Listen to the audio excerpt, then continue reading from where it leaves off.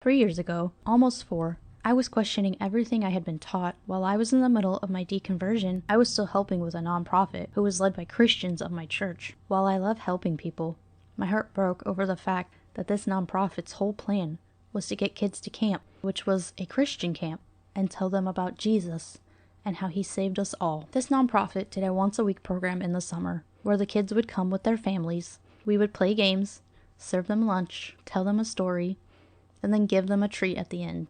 I'm all for helping out in our own communities. This was one of the reasons that I joined with others in my church. We were helping out the community where the church was, which was something we had not done in the past. As a Christian, I love showing people what I thought was the love of God, just giving them hope that someone loved them no matter who they were. As an atheist, I see the dangers of these nonprofits. They use these things to lure children into a false sense of hope and make them slaves to a community of abuse. The adults in these kids' lives are some of the most important to them. In this community especially, because where the church is a high populated area of a lot of working class families, many of which do not speak English. Throughout the summer, the kids were told if they came every week to this nonprofit event, then the nonprofit would send them all to summer camp, something a lot of these kids had never done.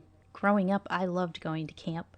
We got to play in the river, we were able to hike, play games, buy food from the snack shack. There were activities everywhere. The one thing they don't tell you, though, is these camps are Christian. They take the kids away from anything familiar to them and let them have fun.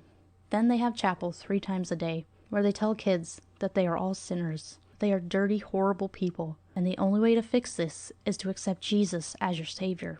They tell kids about hell, and how if you don't love Jesus and accept him, you will burn forever. These kids are small, vulnerable humans.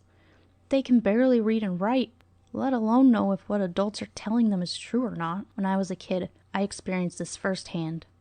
Do you know how many times I went to altar calls because I thought something was wrong with me? More than any kid should.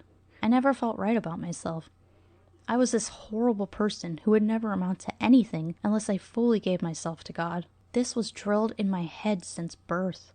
I never thought I would ever live up to the standard God wanted from me. The human I was a disgrace to God. I had the fear of God put into me, but I never felt the love I was supposed to feel from this God. I wanted to talk about this today because I do not want other people's children to be sucked in by these groups. If a nonprofit comes into your community and welcomes your kids with open arms, make sure you know why they're doing the things they're doing. Are they doing it just to love on the kids and give them the only meal they might have that day? Or is there something more sinister hiding behind the motive? As a parent, it's my job to make sure my kids are safe.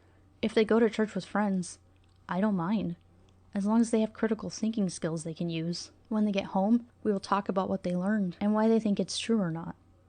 If they go to a weekly meeting in the park with strangers who give them food and the promise of a free camp, I will certainly ask what the motive is.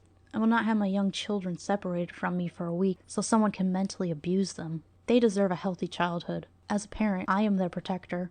I hope that others out there, like me, use critical thinking skills when it comes to teaching and protecting your children. Don't be afraid to ask the hard questions and call people out if they have motives other than just being kind to humanity, for the simple reason that everyone deserves dignity and respect. Don't be afraid to talk to other parents and let them know what's really going on in these groups. Use any resources you might have to check out the programs your kids might attend. The only way we can combat these horrible ideas is if we start paying attention and start taking action to stop them from preying on the vulnerable. You don't need God to love other people.